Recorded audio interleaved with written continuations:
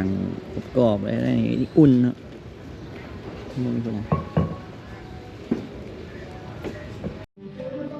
สบายดีนะทุกคนสบายดี welcome to KNIP Channel วันนี้อยู่เวียนเทียนนะทุกคนกำลังจะเดินไปทาง กำลังจะเดินทางไปสวรรค์เขตไปตาเจโอ้1 โมงแหละถ้าไอ้นั้นเราเหมาเครื่อง ถ่าไง ไอ้นั้นเราเหมาเครื่องอยู่ประตูไอ้ตูเบถูก1 โมงครึ่งแล้วเนาะทุกคนตอนนี้กำลังจะเดินช้าไปน้ำกันเดินรถคันนี้เนาะรถอันนี้จะเอาไปการเสิร์ฟแบบสด รถคันเขียวอยู่ในกล้องมันเจอนะแต่ไม่เอา เขาเอาพอได้เพราะว่าอันนี้มันเป็นคีย์การ์ดคีย์เด็ดรุ่นเก่าหลากง่ายว่ะไปน้ำกัน5 คนนะทุกคนมีกบมีแป้งมีเสิร์ตมีพรอยู่หน้าไปน้ำกันจากนั้นก็จะออกไปเนาะตอนนี้ก็เกือบ2 โมงทุกคนพากันกำลังเชี่ยวไปนะทุกคนไปกัน5 คนเขาน่าจะฮอดพุ่นอีก6 ชั่วโมงนี่แหละทุกคนประมาณ6 ชั่วโมง 47 ฮอดซีโนนะทุกคนแล้วก็เข้าไปสวรรค์เขตอีก28 นาทีไล่ตาม Google Map ประมาณ8 ชั่วโมงทุกคนฮอดเกือบ2 โมงนะทุกคนวันนี้ก็จะออกไปกับตะเจ้ขาดบ่ได้ไปน้ำกันดิแล้วกับพรอยู่นะเดี๋ยวเสิร์ช พี่นายได้อยู่รถเอาอยู่พรอยู่เวียงพรอยู่ประมาณ8 ชั่วโมงแหละทุกคนแต่พวกเขาน่าจะฮอดไว้2 3 4 5 6 7 8 โมงน่าจะฮอดกินข้าวเซโนแล้วก็เข้าไปสวรรค์ เจ้าเด้งออกละอ้าวในนี้ถามแป้งได้นี่ไก่หน้าปุงเดินทางไปซื้อเสบียงก่อนน่าจะแวะมินิมาร์ทบิ๊กซีเสบียงแล้วก็ไปต่อทุกคนวันนี้ก็เดินทางมาฮอดปากสันเนาะ1 โมงครึ่งทุกคนฮอดปากสันออกมาตอน2 โมงตอนนี้3 โมงครึ่ง Yeah bro are you okay bro โอ้ย I am รับ Oh you love มันรับ Yeah รับก็ไม่ใช่yeah okay bro ไปเข้าห้องน้ำนะทุกคนปั๊มนี่ก็เปิด24 ชั่วโมงแต่บ่มีมินิมาร์ทกันนะข้อเสียก็คือจังซี่นะทุกคนคันแม่นอยู่ปตทอยู่ไทยเนาะจะแบบสะดวกสบายมีอาหารกินให้ครบอันนี้ก็คือซิมพูน่ะน่าจะถ้าแขกห้องน้ำสะอาดดีเลยเดินทางต่อนะทุกคนชิวๆเพราะว่ากบนี่นอนตอน3 โมงแรงเลย4 5 6 7 8 9 โมงตื่นก็เลยตอนนี้แบบสดชื่นนะทุกคนพร้อมขับรถสบายทุกคนตอนนี้มาฮอสเซโนแล้วนะทุกคน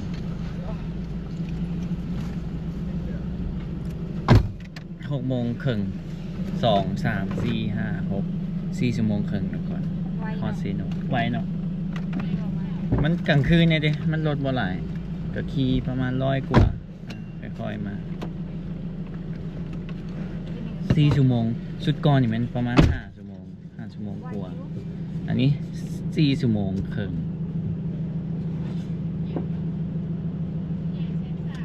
ถือว่าไวนะไวเนาะทุกคนกินปิ้งไก่เนาะทุกคนรถมาไก่ก็ยังบ่มอดรถก่อนประมาณจะนาทีกว่าก่อนเราจึงดับเครื่องนะโอ้ยนั่นเจ๊ข่าวยังบ่เปิดนะทุกคนก็เลยมากินอยู่แถวนี้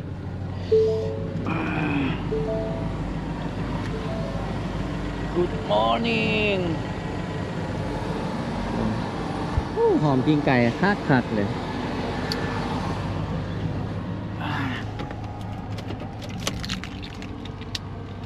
กินข้าวนะทุกคนมาดิแบ็คเฟิร์สเลยนะเอาอย่างเนี้ยเสิร์ช เอาซีนย่างแล้วก็นี่อันนี้ส้มอันนี้บุเป็นส้มอันนี้ หวานตี้ ไส้กรอกหวานตี้ ไส้กรอกนี่แหละของพี่น้องของแท้เซโนต้องแบบนี้ ที่ไทยเขาเอิ้นไส้กรอกอีสานนู่น ไส้กรอกอีสาน นั่นแหละกรอกส้มนะ บอมันโมเมนต์สมตี้ ส้มหวาน เอาตัวใดส่งคนละห่อเลยไก่ที่นี่2 4 6 กินน้ำกันเลย กินน้ำกันเอาหก อุ่นได้เอาอันนี้ ปิ้งเลย เอาอันนี้สองป่ะ เจอจะกินดิบไปดิบแต่ไอ้กินปิ้งอ่ะ ว่าอันนี้สอง เลือกละไก่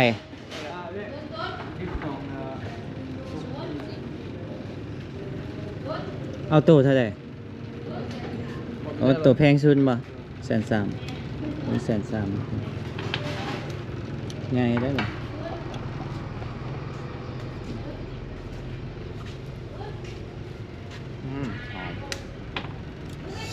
หิวข้าวได้ปะเนี่ย ไปเด้ออย่ามายืนไก่แข็งเด้อ ไปเข้านั่งโต๊ะเก่าอ่ะตำยังสร้างตำยังตำหูอ่ะไม่เอาเพชรแห่เขาเด้อ เป็ดสุกบ้านบอก เด้อ โอ้ยไหนเลย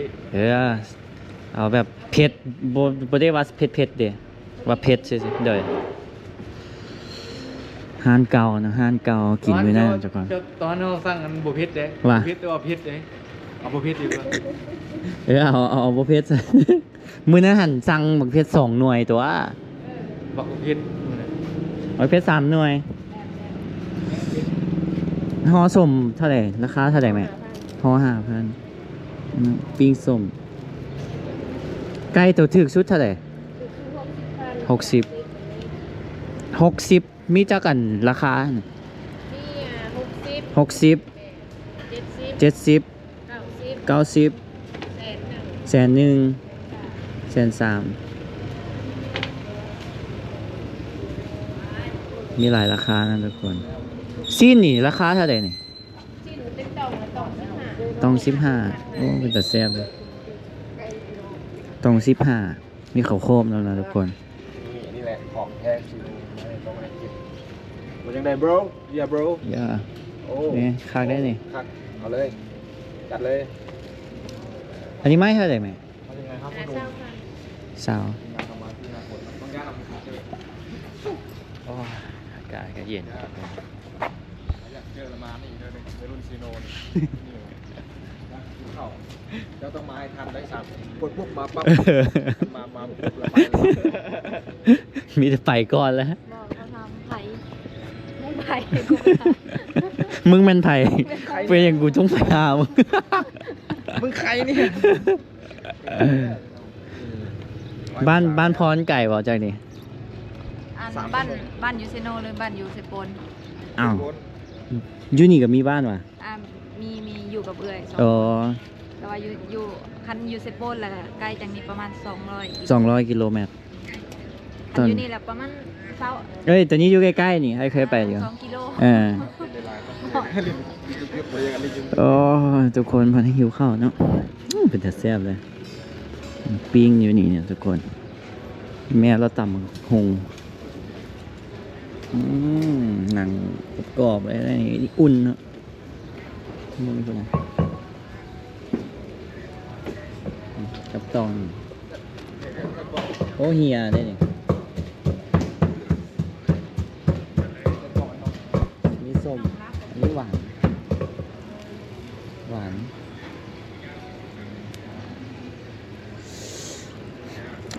อากาศเย็นเลยผมมาเลยนะทุกคนเนาะเบิ่งโอ้เป็นแต่แซ่บขนาด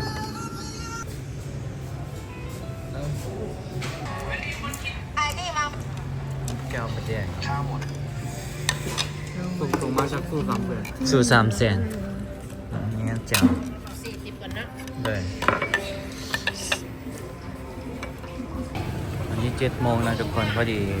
ไปจั่วมาใส่บาตร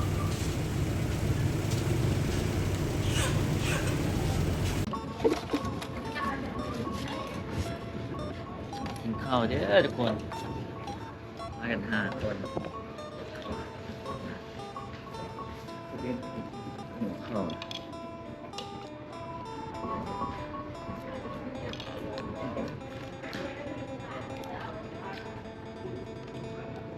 สินบ่วะนี่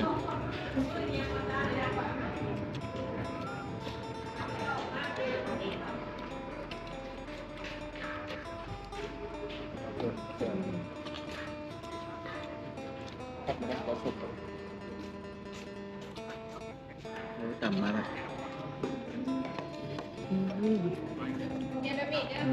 ทำให้ทุกคน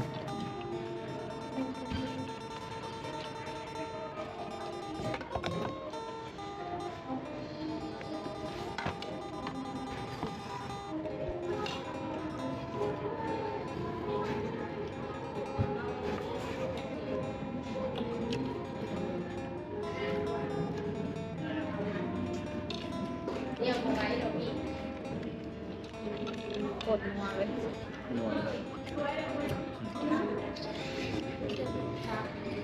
จะมีตัวน้องแล้วก็มี มันบนรถเจ้าเห็ดบุษบกเกลือเห็ดอยู่นี่ ลอยเลย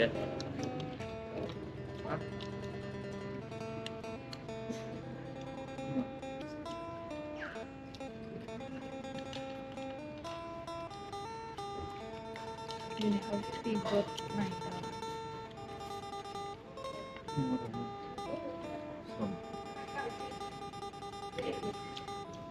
เนี่ยเป็นแบบตัวน้อง ผู้เดียวเนาะซ่าเลยได้ลูก นี่แหละแยกโซฟาน้อง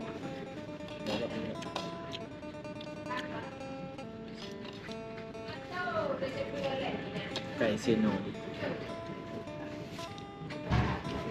โอ้ครับกระแดกหอมดิ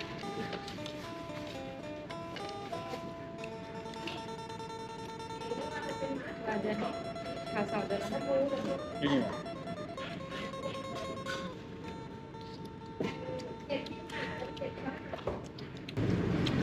เพราะมันมาอยู่นี่ดนเหรอก็ตอนเฮียนป่ะ รอด หากันมาอยู่ที่ เงินหมู่บ้าน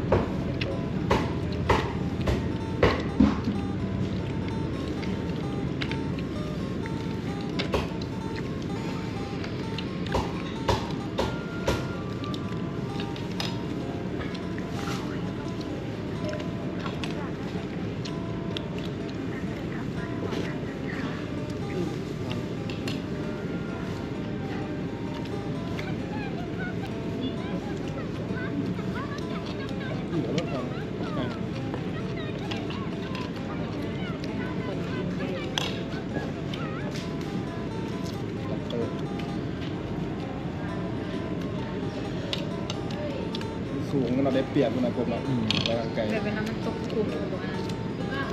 แบบต้องห่วงเลยนะที่คุมต้องยาก เข้าแล้วนะทุกคนวันนี้ก็มาแวะเซเว่นเซนโอเบิร์ดไป350,000หารกันกับคนละ70 บาทบ่ ใหญ่คมใหญ่ เข้าเซเว่นบัดนี้ก่อนไปนอนพักนะทุกคนจักสิเบก่อนเอาชากี่แห่ก่อนของผู้หญิงซะแล้วเซเว่นซื้อเครื่องใช้นะก็สิไปนอนพักทุกคนพอไปสวรรค์เขตอันนี้ก็7:13ทุกคนเริ่มเล็กนอนแล้วนะตอนนี้มาฮอดบนพักเลยนะทุกคนเอาพักหมองนี้อยู่แถวในเมืองมันเต็มหมดเนาะก็เลยนอกเมืองนิดนึงคือละ200,000ทุกคนเตียงคู่3ในน้องนอนกันคือเก่าโอ้ยคลิปนี้ก็ถือว่าเดินทางมาสวรรค์นะทุกคนเดี๋ยวขึ้นไปเมื่อยแล้วขึ้นไปเทิงห้องรีวิวให้ทุกคนดูนี่เนาะทุกคนคืนละ200,000ก็โอเคอยู่นะ กล่องทิชชู่นัมเบอร์วัน ขายดีพูดกระโดดเลยให้กัน บอกเขาดีแล้วเขาให้ประหยัดเดี๋ยวให้มันนั่นถึกตามนะต้องมีคอนดอมนัมเบอร์วันมันเป็นแบรนด์คอนดอมนะทุกคน มันพักยังไงซิล เด้เม็ดสวรรค์ ไม่สบาย ห้องแอร์เอ้าตอนนี้เตียงเดียว180,000อันนี้มันยังไงเตียงคู่220,000โอ้ดีพอดีเตียงเดียวมีแต่ว่าเขาเนาะหรือว่ามันเต็มอีหลีบจัก220,000 550 บาท ขั้นเตียงเดียวนี่450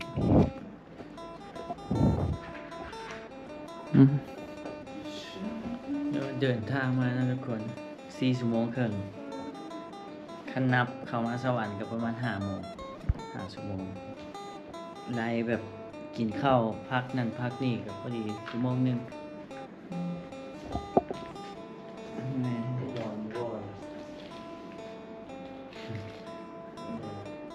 หมอน